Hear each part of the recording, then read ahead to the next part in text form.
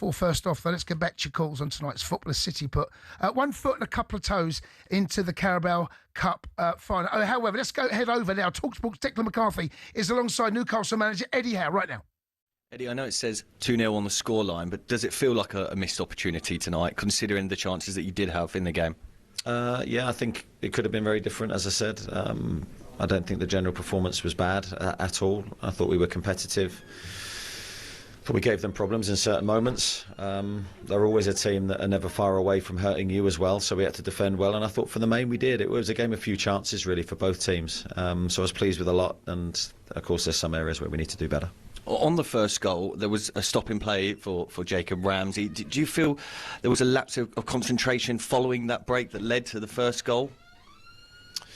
I don't know about that so much. I just think the fact that we're playing with 10 men for any moment against the quality of Team Manchester City makes it doubly hard for us. It still doesn't mean that we should concede, but I think the rules there were stacked against us. And from your viewpoint, how did you make the VAR situation? How did you see it? I didn't see it, so I've got no idea whether it was the right call, wrong call, or why it took so long, so I've got no opinion. But it is important that these marginal calls are correct, considering how long it did take tonight. Yeah, I think, as I said earlier, as long as you look, no one wants that kind of delay in terms of time, and I don't think it should take that long. But if that is the delay for getting the right decision, then I support it. And just finally from me, with the injuries mounting and now the second leg away from home, how difficult does it make the task? Yeah, I think it's a huge thing for us. I think it's going to be very, very difficult, but we're still in there fighting, and we give it our best to turn it around. Thank you very much, Eddie. Declan McCarthy there with Eddie Howe. This is what makes me sick about managers, all right? The hypocrisy. They're all at it. It's the Newcastle fans, don't at me. But tonight, Eddie Howe's getting it. What? How can you come out and say I haven't got an opinion on it? Every manager has got an opinion on every situation. Let me tell you, had it been the other way round, he'd have had an opinion. He's bottled that, Eddie Howe. Said he didn't see it. Come on, there's been enough time now. You know how many screens are in the dugout? And that really annoys every football fan. Again, it's not just Newcastle. They're all the same. Yep. When a decision goes for them, you won't hear anything from them. They I haven't seen it, giving it the usual what else and Wenger used to say. Soon as it's against them, they have got an opinion on absolutely everything. Drives me insane, that. Yeah, I agree. Let's go and speak to Ali. Alistair is a Newcastle fan. All right, Alistair? Hey, Al. Thanks for having us on. Hello, matey. Yeah, commiserations. What do you make of the game? Well, I want to talk about the performance rather than the VAR. Okay, go for it. I was at the match, and I appreciate City are a good side. I don't remember James Trafford having to make a save. He done one on Visser, header. He did. You hit the post. Good save, by the way. You hit the post, and then, it was a good save from Visser. That was the two main... Yeah. You had enough chances, by the way. And we're not great away from home this season, so we had to put the pressure on tonight. I just don't think we did it. And creating chances has been a problem all season, I'd say.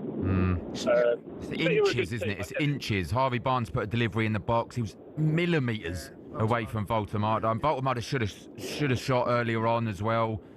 Tonali had a left foot, just went wide. Creating them, but not clinical, I think. Not gilt-edged either, are they? They're half chances. Yeah. And that's been the same all season. Yeah, you sound pretty despondent, Ali. You think it's over? Yeah, look at our away, and I think Are you on a plane or something? Is it on a plane? You're in an airport. It's not the greatest line, Ali. We'll let you go, matey. We'll let you go. Let's go and speak to Kevin's Man City fan. He's dialed 3717 223344. All right, Kev. Hey, Kev. All right, boys. How you doing? All right, matey. Good. How are you? I'm just getting back to before what you said about the VAR and that, and then Darren, you said something's got to be done. Yeah. Why can't they go back to when we played back in the day? There's got to be a gap, because this is nonsense. I'm not just saying it because as a City fan, but that VAR decision tonight is the worst VAR decision I've ever seen. It's not. It's not the worst. Mr. Cundy, it was terrible. You name me a worse one than that. Well, what about, was it Jota that scored a goal?